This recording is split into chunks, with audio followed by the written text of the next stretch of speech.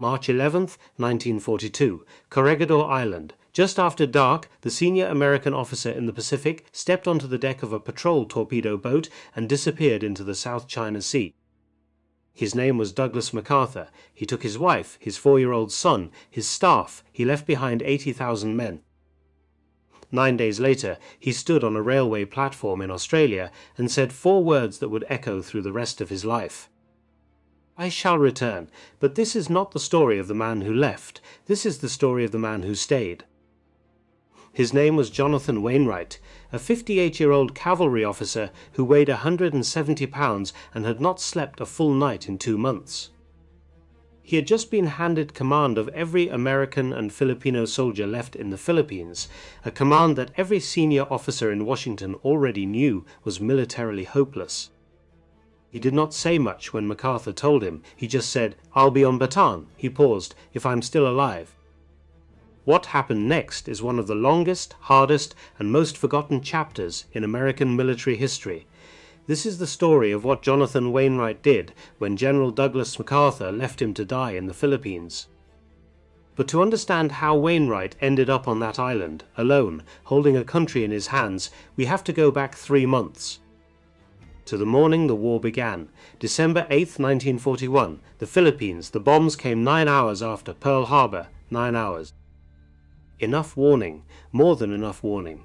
But when the Japanese aircraft came in over Clark Field, the largest American airbase in the Pacific, the B-17 bombers were not in the air. They were not dispersed, they were not even armed, they were lined up on the runway, wingtip to wingtip, fully fueled. Catching the sun. In one afternoon the United States lost half its air force in the Far East. It was over by sundown. The man responsible for the defense of the Philippines was General Douglas MacArthur, 61 years old, tall, polished, a national figure since the First World War. His father had won the Medal of Honor at Missionary Ridge. He himself had refused to wear a helmet under fire in France. He was a man who believed in legend, his own most of all, but on December 8th the legend did not save him. And it would not save the 80,000 men who now stood between the Japanese army and the finest deep-water harbor in the Pacific.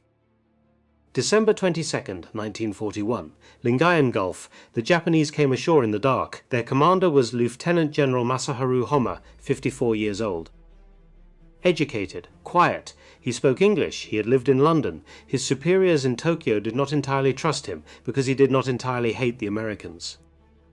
But Homma had something the Americans did not have, a schedule. Tokyo had given him 50 days to conquer the Philippines. Then his veterans would push south, New Guinea, the Solomon Islands, Australia, 50 days, clean, fast, unstoppable. He came ashore with 43,000 combat troops. 80 warships behind him. The Americans had no air cover left, no ships to challenge his ships, no reinforcements coming. MacArthur did the one thing he could still do. He ordered the retreat. The army would fall back to the Bataan Peninsula. Dig in, hold the line, wait for the ships. The men believed in those ships, they had to. It was the only thing that made any of it make sense. 6,000 miles away in a quiet office in Washington, a man already knew the truth. His name was George Marshall. 61 years old, Army Chief of Staff, the most powerful soldier in the United States. Marshall did not raise his voice. He did not give speeches, he did the math, and the math in December of 1941 was simple. There was a war in Europe. Hitler was at the gates of Moscow. The Atlantic was crawling with U-boats. Britain was bleeding. The United States could fight one front fully at a time. Marshall had already chosen Europe first. The Philippines would have to wait. The 80,000 men retreating into the jungle on Bataan were not being reinforced. They were not going to be reinforced. The ships were not coming. The food was not coming. The ammunition was not coming. In the language of the staff papers, it had a name. Expendable. No one told the men. No one told the soldiers crouched in foxholes eating their first half ration of rice. No one told the cavalrymen leading their horses into the swamp. No one told the nurses who would soon be operating by flashlight. The men believed the ships were coming. They had to. And in the quiet office in Washington, the man who had decided otherwise turned to the next page on his desk. Into this country, into this collapse, walked Major General Jonathan Wainwright, 58 years old. West Point, class of 1906, a cavalry officer in an army that had begun trading its horses for tanks. He stood 6 feet 2 inches. He weighed less than 170 pounds. He looked like he had been carved out of a fence rail. His men called him skinny, not as an insult, as something closer to love. Wainwright did not give speeches. He did not pose for photographs. He had spent 35 years in the army, and he had never once asked for a job he was not given. While MacArthur ran the war from inside the Malinta Tunnel on the island of Corregidor, concrete walls, electric lights, a desk, a map, Wainwright was on the line. Before sunrise, walking the foxholes, sitting in the dirt with men who had not slept in 2 days, one of his officers years later said it the cleanest way it has ever been said. You always knew where Wainwright was. He was wherever it was worst. There is a small detail from before the war that almost no one remembers. In Manila, in the years before the bombs, MacArthur and Wainwright knew each other, not as friends, not as equals, as old soldiers of an older army. And one afternoon, according to accounts from those who served alongside both men in Manila, MacArthur gave Wainwright a gift. It was a cane, slim, polished, a swagger stick of the kind senior officers carried in the Pacific, a symbol of rank, a symbol of belonging. Wainwright took it with both hands. He did not say much. He was not a man who said much. Hold on to this detail, because in 3.5 years, on a morning neither of these men can yet imagine, that cane will walk into a hotel room in Yokohama. And the man who gave it, and the man who carried it through hell, will not be able to speak. But that is later, that is much later. By the first week of January 1942, the men on Bataan were on half rations. Not because of the jungle, not because of the Japanese, because of a decision. When MacArthur ordered the retreat, the army had vast stockpiles waiting for them. Rice, flour, canned meat, medicine, quinine, enough to feed 80,000 men for 6 months, but the stockpiles were not on Bataan. They were in central Luzon, in warehouses, in rail yards, in depots scattered across the plain. The standing American war plan, written years before MacArthur took command, had called for those supplies to be moved to Bataan the moment war began. Pull back, stock the redoubt, dig in. MacArthur had set that plan aside. In the months before the war, he had decided that the Philippines could be defended at the beaches, that the Japanese would never make it to Bataan, that the old plan was outdated. He was wrong, and when the order to retreat finally came, there was no time. The trucks were overrun, the rail lines cut, the warehouses fell, tons of rice sat in the heat waiting for Americans who would never reach it before the Japanese flag went up over the door. The men on Bataan would eat monkey, snake, iguana, the cavalry horses they had ridden with for years, fed by hand, brushed down, named. Not because there was no food in the Philippines, because the food was on the wrong side of the line. The men did not know this. They thought the hunger was the war. The hunger was the decision. By the end of January, the radio started. Every night, the Japanese broadcasters aimed their signal at the men on Bataan, and they played a song. The title of that song was, "I'm Waiting for Ships That Never Come In." A reminder, delivered with a smile, that no one was coming. The men did not talk about it, most of them. But out on the line, in the dirt, in the dark, Major General Jonathan Wainwright walked from foxhole to foxhole. Skinny, sleepless, saying very little. He knew what the men did not know. He had read enough cables, sat in on enough briefings, watched enough silence from Washington to feel what was happening. The ships were not coming. The food was on the wrong side of the line. The men he was looking at every morning were going to die here. Most of them. And in that knowledge, Wainwright made the only decision a man like him could make. He was going to stay. He was going to fight, and he was not going to leave a single one of them behind. What he did not yet know, what he could not yet imagine, was that the man inside the Malinta Tunnel, the man who had given him the cane, would be gone before the spring. That decision had already been made too, in Washington, in the same office, by the same hand. The bombs had not yet stopped falling. The hunger had not yet reached its worst. The longest siege in American military history was just beginning, February 1942. Bataan. 6 weeks into the war, the bodies were starting to fail. A man burns 15 pounds in a month, and you are looking at a man losing his country. The skin sinks, the eyes go dark, the hands shake. By February, the men were not losing weight anymore. There was nothing left to lose. The standard combat ration in the United States Army was 4,000 calories a day, a working number, a fighting number. On Bataan, the men were getting less than 1,000. They ate what the jungle gave them, monkey meat, boiled and salted in the same pot the men had used to brew coffee in November. They told themselves it tasted like chicken. It did not taste like chicken. Snake, roasted over open flame. The fat ran black. Iguana, roots, wild bananas the size of a man's thumb. And then the horses. The 26th Cavalry, the Philippines Scouts, had ridden into this war with the proudest stock of horses left in the American Army. Spirited animals, hand-fed, named, brushed down by men who had known them since they were colts. In March, Wainwright gave the order himself. The horses were turned over to the quartermaster. The cavalryman did not watch. A man does not watch the thing he loved being cut up for meat. He stands somewhere else. He looks at the sky. That night the men ate. No one said anything. Most of them remembered the names. Then the sickness came. It did not come the way bullets come, bullets you can dodge, bullets you can dig in against. Sickness came up out of the swamp, malaria first. The mosquitoes worked at sundown. A man would feel fine in the morning. Light a cigarette at noon. By 3 o'clock he would be shaking under a blanket with 104-degree fever. The army had stockpiled quinine, the medicine that broke malaria. The quinine ran out in February. After that, malaria did not just make a man sick. It came back, wave after wave. A soldier could be on the line at dawn, in a field hospital by afternoon, and back on the line the next dawn. Because there was no one to replace him. Then dengue fever, then dysentery, a sickness that turned men inside out, that left them too weak to crawl to the latrine. Then beriberi, the disease of pure starvation. It swelled a man's legs until he could not walk. It ate at his heart. It hollowed him out from the inside. The doctors did what doctors do. They worked. They worked by flashlight when the generators died. They worked with the last of their morphine. They worked with sutures cut from parachute cord and rinsed in alcohol. One army surgeon would write, years later, that he had performed amputations with the patient biting down on a leather strap.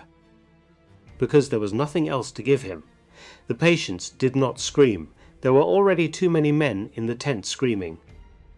By March, more men on Bataan were dying of disease than of Japanese bullets, and every morning Jonathan Wainwright walked the line. Sat in the dirt with the men, asked their names, remembered them. That was the rank, that was the duty. That was the cavalry coming through. The only way the cavalry knew how to come through. He was still there. Every morning, where the men were, but the Japanese knew. That is the part the men did not understand for a long time. The broadcasts from Manila were not random. They were not insults shouted into a microphone. They were a program. The Japanese had captured American military maps, American supply manifests, American radio frequencies. They knew the regiments. They knew the unit numbers. They knew the names of the senior officers. They knew, sometimes, the names of the men's wives. And every night the broadcasters used what they knew. A woman with a soft American accent would come on the air at the same hour. She would ask the men of the 31st Infantry if their wives in Texas were lonely tonight. She would ask the men of the 26th Cavalry if they had figured out yet that no one was coming for them. And then, before the signal went off the air, she would play the song, "I'm Waiting for Ships That Never Come In." It was an old American song, written in 1919, a lonely woman waiting for a sailor, slow piano, soft voice. The Japanese chose it because it cut to the bone. The men knew the ships were not coming. They had known it for weeks. The song was not telling them anything new. The song was telling them that the enemy knew too, that somewhere in Manila a Japanese officer in a clean uniform was selecting the next record. Closing the door of the studio, walking out into a city where the lights still worked, the men listened anyway. Some of them cried. Some of them turned the radio off and stared at the dark. And then in the morning they picked up their rifles. because what else does a man do? March 11th, 1942. The order came in by cable from Washington, signed by President Franklin Roosevelt himself. General MacArthur was to leave the Philippines. Roosevelt's reasoning was political and military. MacArthur was too valuable a symbol to lose. If he died on Corregidor, the war in the Pacific would lose its face. He was needed in Australia. He would command the counteroffensive. He would lead the way back. MacArthur did not want to go. That part is true. He read the order. He set it down, he read it again, and then he obeyed it. That evening, MacArthur's chief of staff summoned Major General Jonathan Wainwright to Corregidor. The two men met in the dim electric light of the Malinta Tunnel. MacArthur, 62 years old, polished, coat-pressed. Wainwright, 58, skinny, mud on his boots. MacArthur told him. Wainwright listened. Then MacArthur put his hand on Wainwright's shoulder. "Goodbye, Jonathan." He paused. "When I get back, if you're still on Bataan, I'll make you a lieutenant general." Wainwright did not flinch. He gave MacArthur the same answer he had given 100 times before, in 100 quieter moments, over 35 years in uniform. He would be on Bataan if he was still alive. They shook hands. That was the last time they would see each other for 3 years and 5 months. That night, MacArthur boarded a patrol torpedo boat called PT-41. The boat was part of Motor Torpedo Boat Squadron 3, commanded by a 30-year-old lieutenant from New York named John Bulkley. A man who would one day wear the Medal of Honor on his own chest for what he did that night. MacArthur brought his wife, his 4-year-old son, a Chinese ama, a small staff. The seas were heavy, the waters were full of Japanese patrols. PT-41 carved through the dark. 9 days later, after a treacherous run to Mindanao and a B-17 flight south, MacArthur reached the safety of Australia. At a railway platform in a small town called Terawi, he delivered the full version of the line the world would remember. "I came through and I shall return." Back on Bataan, the men heard it on the radio. Some of them understood. Most of them did not say anything. One soldier wrote home, "We felt let down, even betrayed. We believed that if we had been supplied, if someone had kept their word, we could have held." Jonathan Wainwright did not write letters like that. He had been handed command of every American and Filipino soldier left in the Philippines. Every man inside the Japanese ring, every nurse, every wounded boy in a tunnel hospital, every cavalryman who had eaten his own horse, all of them. He sent one cable that first week, straight to Washington. Plain and short, "My men will be starved into submission unless food arrives before April 15th. Washington received the cable. Washington did not reply. Wainwright folded it, set it on his desk, and went back to the line. Here is the thing the men on Bataan did not know, the thing Wainwright did not know, the thing only Tokyo knew. General Masaharu Homma had been given 50 days to take the Philippines. It was now day 90. His veterans were supposed to be in New Guinea by now. They were supposed to be threatening Australia by now. The whole southern push of the Japanese war machine, the push that would have broken Allied lines all the way to the Indian Ocean, was waiting.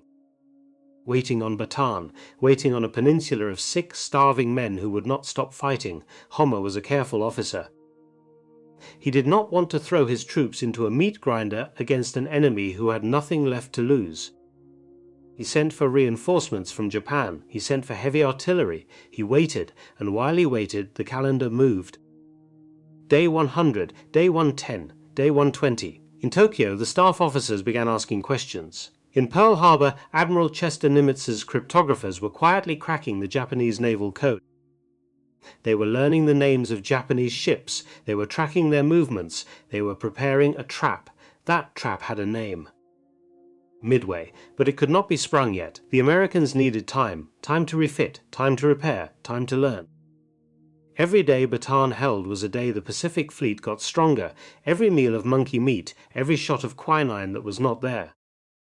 Every cavalryman who buried his horse. It was buying time. The men did not know. Wainwright did not know. History does not always tell the people who are paying for it. Good Friday, April 3rd, 1942. The Japanese had received their reinforcements. Fresh troops from Japan, heavy artillery, full stomachs, clean uniforms. At dawn, Homma opened the largest artillery barrage of the campaign. The shells fell on the southern Bataan line for 5 hours. Some of the American positions had not had a full meal in 3 months. The men inside those positions had been awake, on and off, for weeks. The barrage walked north. Then the infantry came. Wainwright threw in every reserve he had, every man who could still hold a rifle. Every walking wounded soldier from the field hospitals who could stand long enough to fire. It was not enough. It was never going to be enough. By April 6th, the southern line was breaking. By April 7th, regiments were collapsing into chaos. By April 8th, the men of Bataan were no longer an army. They were a wave of sick, exhausted boys, falling back through the jungle toward a sea they could not cross. April 9th, 1942, in a small clearing near the town of Lamau, Major General Edward King Jr., 57 years old, a Georgia-born artilleryman, the senior American officer on Bataan, sat down at a wooden table and made the hardest decision a soldier can make. He did not consult Wainwright. He did not radio Corregidor. He did not ask for permission. He knew that if he did, Wainwright would have to issue the order himself. Wainwright would have to carry that weight for the rest of his life. King decided to carry it instead. He sent a young officer forward under a white flag. He instructed the man to inform the Japanese commander that the American forces on Bataan were surrendering, 75,000 men. The largest surrender of American forces in the history of the United States Army. King looked at his soldiers. He saw men too weak to walk. He saw nurses still operating in dirt tents. He saw boys with their feet rotting inside their boots. He told his staff, "I have decided to surrender to save my men from useless slaughter." Then he asked the Japanese officers who came to receive his sword whether his men would be treated humanely. The Japanese officer told him yes. He was lying. What followed, the march, the bayonets, the men shot in the road, the men buried alive, would become known in history as the Bataan Death March. Thousands of Americans and Filipinos would die in the next 100 miles. King had spared his men one kind of death. He had handed them another. He did not know that yet. No one did. Wainwright was in the Malinta tunnel when the word came. A signals officer handed him the report. He read it once. He read it again. Then he walked out of the tunnel, up onto the rocks, and stood looking across the channel at Bataan. He could see the smoke. He could see the columns of men beginning to form on the beaches, the long, sick lines that were about to start walking north. His men. He had not been allowed to surrender them. He had not been allowed to say goodbye. King had taken it from him. King had taken it on himself to spare him. Wainwright stood there for a long time. He did not weep. That was not who he was.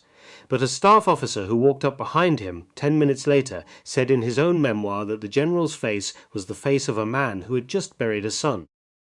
Wainwright turned, walked back into the tunnel, and went to work, because there was one piece of American ground left in the Philippines. It was the rock under his feet, and he was going to fight for it. Corregidor, 2 square miles of stone and concrete sitting in the mouth of Manila Bay. The Japanese called it the cork in the bottle. As long as it held, they could not use the finest deep-water harbor in the Pacific. They needed it badly. After Bataan fell, every Japanese gun on the peninsula turned across the water. The shells came in waves. Hour after hour, day after day. The bombers came overhead with the sun behind them. The men lived underground. The Malinta tunnel had been blasted out of solid rock before the war. A network of passages with hospital wards branching off, ammunition stores deeper in, command posts at the back. Hundreds of people lived in there now. Soldiers, nurses, Filipino civilians who had nowhere else to go. The lights flickered every time a heavy shell hit the rock above. The walls shook. Dust came down from the ceiling like dirty snow. The air smelled of antiseptic and burning oil and human bodies that had not been clean in weeks.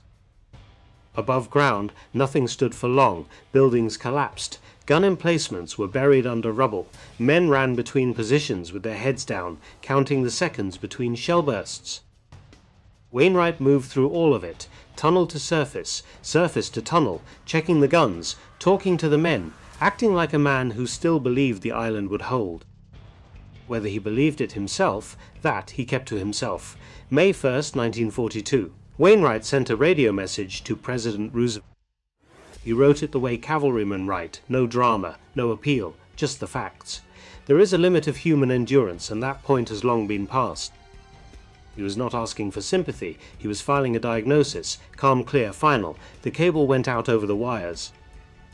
Roosevelt read it in the White House. There was no reply. There would not be a reply. There was nothing left in Washington to send. May 5th, 1942, just before midnight, the Japanese came across the water in landing craft. The defenders had been waiting for this for weeks. Even on almost nothing, the American and Filipino gunners hit those landing craft with everything they had left. The first wave took devastating losses. Boats burning on the water, bodies in the surf. For a few hours it looked like the island might hold. It did not. More boats came, then more. The Japanese had men to spend, the Americans did not. By the morning of May 6th, Japanese tanks were moving inland from the beach. Tanks. There were no anti-tank weapons left on Corregidor that mattered. The men in front of the tanks had two choices: die in place, or fall back to the tunnel and wait. Wainwright walked through the tunnel one last time. He looked at the wounded. Stretchers stacked 3 deep along the walls. Nurses still working in the half-light. Soldiers leaning against the rock because they could not stand on their own.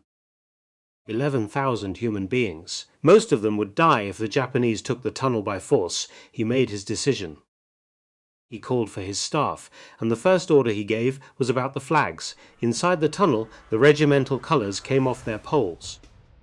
The American flag, the colors of the 4th Marines, the 31st Infantry, the Philippine Scouts, the cavalry pennants. Code books were brought up from the back of the tunnel. Classified documents, cipher wheels, maps with the locations of guerrilla cells, personnel files. The men piled them in the center of the room. Then they set them on fire. Wainwright stood and watched the flags burn. His own face in the firelight. He understood what the world would call him. He understood the word the newspapers would print: surrender. He accepted that. What he could not accept, what was never an option, not for 1 second of his life, was walking out of that tunnel and leaving 11,000 human beings to be slaughtered on the rocks of an island the Japanese were going to take anyway. So he sent 2 officers forward under a white flag, and then he walked out to meet the Japanese himself. He would not send another man to do it. At 1:30 in the afternoon on May 6, 1942, Lieutenant General Jonathan Wainwright surrendered every American and Filipino soldier left in the Philippines. He was 58 years old. He weighed less than he had weighed in college. He had not slept a full night since December. And he was about to disappear from the world for 3 years and 3 months, into a darkness so deep that when he finally walked back out of it, his own friends would not recognize his face. The Japanese transport rolled north out of Manila Bay on a hot afternoon in late summer. Wainwright was in the hold. A lieutenant general of the United States Army, 3 stars on his shoulders, reduced to a number on a list. The first camp was at Tarlac on Luzon, the second was at Carenco on the island of Formosa, the third, the deepest, was a remote compound on the frozen plains of Manchuria. By the time he reached Manchuria, Wainwright was the highest-ranking American prisoner of war in the entire conflict. It meant nothing. No private quarters, no special rations, no deference of any kind. He stood in the same line as every other prisoner. He ate the same thin bowl of soup. He slept on the same wooden planks under the same threadbare blanket. A 6'2" man who had once weighed 170 pounds was somewhere around 125, bones in a uniform. His hair had gone white, his teeth had begun to fall out, but he was still upright. That was the part the guards could never quite understand. In the prison camp, Wainwright did one thing every single day, without missing a morning, for 3 years and 3 months. He called the men to attention: roll call, formation, salute, cover, the small, quiet rituals of an army that did not exist anymore inside that barbed wire. The guards laughed at it sometimes. They beat the men for it sometimes. There were officers in that compound, American, British, Dutch, who had been slapped, kicked, knocked to the ground for the crime of being too slow to bow. Wainwright was among them, a Japanese private, 22 years old, a boy from a farm village half a world away, once walked up to a 3-star American general in the courtyard at Carenco and struck him across the face. For not bowing low enough, Wainwright stood at attention. He did not move, he did not raise his hand. He waited for the boy to finish. Then he saluted his own men, who had been forced to watch, and went back to his work. The officers in that camp said later, all of them, in different words, the same thing. He kept us alive, not with food, not with medicine, not with anything you could touch, with this, with the call to formation, with the salute, with the refusal to disappear. Wainwright did not know about Midway. He did not know about Guadalcanal. He did not know about the long, brutal island hopping campaign that was, year by year, grinding its way back toward Japan. He traded what he had, a fountain pen, a pocket watch, a wedding ring, for scraps of paper. A line from a newspaper a guard had dropped, a rumor a new prisoner had brought in, a name, a battle. A coastline. He did not know if it was working. He only knew that he was still alive, and as long as he was alive, he was still a soldier of the United States Army. That was enough. It had to be. Here is what he could not have known. In June of 1942, 6 weeks after Corregidor fell, 6 weeks after Wainwright walked out of the Malinta Tunnel with his hands open, the United States Navy met the Japanese fleet at a small island in the middle of the Pacific. The island was called Midway. 4 Japanese aircraft carriers went to the bottom of the sea in a single day. The back of Japanese naval air power broken, the whole arc of the Pacific War bent, but Midway only happened because the Navy had time. Time to read the Japanese codes, time to repair the ships damaged at Pearl Harbor, time to move the carriers into position. Time to set the trap. That time was bought. It was bought on Bataan. Bought with leather straps bitten down in field hospitals. Bought with cavalry horses slaughtered for meat. Bought with a song on a radio that no one was supposed to be listening to. Japan had given General Homma 50 days to take the Philippines. The Philippines took him 150, 100 extra days. Historians have argued ever since that those 100 days mattered more than any battle. 100 days the Japanese army was supposed to be in New Guinea, in the Solomons, threatening Australia. 100 days the rest of the Allied world used to dig in, to resupply, to learn. 100 days written in the bodies of the men of Bataan. Wainwright never knew. The men in his camp never knew. History does not always tell the people who paid for it what they bought. In August of 1945, the war ended. Soviet armies swept into Manchuria. An OSS team, a handful of American officers who had parachuted in just days before, reached Wainwright's compound. The team's commander walked into the office of the Japanese camp commandant and informed him that the war was over. The commandant did not yet know. He stood up. He bowed. He surrendered his sword. Wainwright was somewhere in the yard outside, doing what he had done for 3 years and 3 months. Walking the line, checking on his men. A young American officer found him there. He stopped. He saluted. He said, "General Wainwright." "You are a free man." Wainwright did not move for a long moment. Then he returned the salute, and then his knees almost went out from under him. On August 31st, 1945, Wainwright was brought to a hotel in the port city of Yokohama, the New Grand, a pre-war building with white walls and tall windows. The Japanese had used it for officers. The Americans had taken it back. Wainwright was led into a sitting room on the 2nd floor. He stood by the window, white hair, hollow face, 62 years old, a cane in his hand, holding him up. A door opened. Douglas MacArthur walked in. The 2 men looked at each other. MacArthur was 65 now, the conqueror of the Pacific. The face on the newsreels. The man who had said, "I shall return," and who had kept his word, and he stopped. Because he had seen the cane. By the accounts of officers who were in the room that day, it was the cane MacArthur himself had given Wainwright before the war. Slim, polished, a swagger stick, a symbol of rank, a symbol of belonging. Wainwright had carried it through 3 years of captivity. Through Tarlac, through Karenko, through Manchuria, through the slap in the courtyard, through every roll call, through every morning he had decided again to stay on his feet. He had used it to hold himself up. MacArthur tried to speak. He could not. He walked across the room and put his arms around Wainwright. The conqueror of the Pacific, holding on to the man he had left behind. Wainwright did not say anything, neither did MacArthur. They stood there for a long time. 2 days later, September 2nd, 1945, the deck of the USS Missouri, Tokyo Bay. Wainwright was helped up the ladder. When he reached the deck, he stood straight. The Japanese delegation came aboard at 9 in the morning. Foreign Minister Mamoru Shigemitsu, General Yoshijiro Umezu, Chief of the Army General Staff, the men who had prosecuted the war across the Pacific. They signed first. Then MacArthur stepped to the table, and standing directly behind him, close enough to reach out and touch his shoulder, was Jonathan Wainwright. Beside Wainwright stood another man, tall, thin, British, a face also hollowed by years in Japanese camps. His name was Lieutenant General Arthur Percival. He had surrendered Singapore. He too had spent the war in captivity. He too had come for this morning. MacArthur signed the surrender with 5 pens. When he finished, he turned and handed 2 of those pens to the men standing behind him, one to Percival, one to Wainwright. The general who had surrendered the Philippines was handed the pen that accepted Japan's surrender. There are photographs of that moment. Wainwright is looking down at the document on the table. His face is unreadable, but his eyes are the eyes of a man who has waited a very long time for something he was never sure he would live to see. On September 19, 1945, President Harry Truman called him to the Rose Garden of the White House.